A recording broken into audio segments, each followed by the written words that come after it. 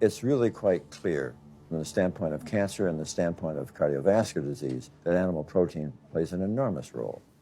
Is chicken better? It's a question of whether you want to be shot or hung. The flesh food that I would eliminate from the American diet would be poultry, would be turkey and chicken. A brilliant advertising campaign has convinced people that, oh, it's white meat, it's healthier. The number one reason for antibiotic resistance, the number one reason little girls have menstruation at 7 and 8 years old, the number one reason women have menopause now 10 years sooner than their moms, is because people are consuming more and more hormones that come from animals. And the animal of choice today for you yuppie, hippie, natural eaters happen to be chicken. The truth is, even though chicken flesh and turkey flesh has its reputation with light, healthy meat, the truth is, it's the most unhealthy of all the flesh foods.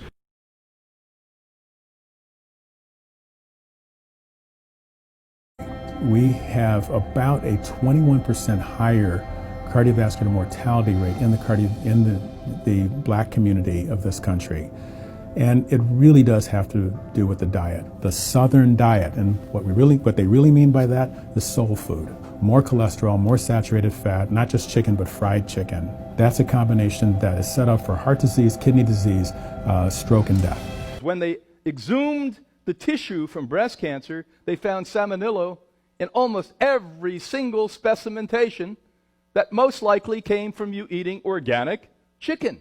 We sent researchers into fast food and family restaurants. Not only were there carcinogens in every single restaurant, but we found them in every single chicken sample that we took.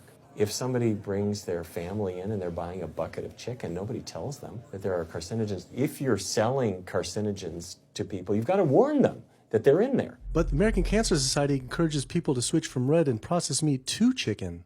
Why would the American Cancer Society tell people to switch from eating one carcinogenic food to another when a Harvard University study showed that men with prostate cancer who eat large amounts of chicken increased their risk of the disease progressing 4 times? The number one dietary source in America of cholesterol is chicken because of the volume of chicken. You know, chicken's become grilled chicken and organic chicken. It's machismo, but it has nearly as much cholesterol per gram as red beef. So just on sheer volume, it's the number one source. Yeah, eggs being close behind. Anytime you step out and try to push the frontier of truth, there's going to be pushback. And the sad fact is that Western physicians are Western people, and they are as addicted to these crappy diets as everybody else. And they don't want to believe that these things are unhealthy. But the science is so sound and so incontrovertible that you really can't dismiss it. Chicken and turkey and poultry dishes have that reputation. Oh, it's healthier. It's white meat. Ooh, light meat. And it's got this reputation, which in truth is completely undeserved. Let's call things for what they are. The leading source of sodium in the American diet for adult is chicken. It can be labeled all natural chicken, but be injected with this salt water, I think up to 800 milligrams of sodium. Heterocyclic amines are clear-cut carcinogens, and they can form in any kind of meat as it's heated, as it's cooked. But by far the biggest source is chicken. If you look at the incidence of hypertension and diabetes and mortality in men, they actually get reduced as you go higher and higher in terms of how much you restrict animal products. There are numerous studies linking eating chicken to many different cancers, including prostate, colon, and bladder cancers in particular. This study, conducted at Harvard School of Public Health, found that people who ate more than 5 servings of chicken without skin each week had a 52% increase in bladder cancer risk compared with those who ate none. There's nothing healthy about eating birds, especially the way they're raised today, and that's another idea that should exit the stage left. We've used up the chicken and turkey, we've used up flesh eating in general. It no longer serves us. It's time for a major evolution on this whole planet to plant-based diets while we still have the time to do that. And chicken and turkeys need to go back to the forest of Asia where they came from, and at least the chickens, the turkeys are American birds. Let them go, let them do what they're used to do out in the wild there, but time to stop eating those birds. The problem with animal-based diet, its contribution to heart disease is huge and it is pervasive.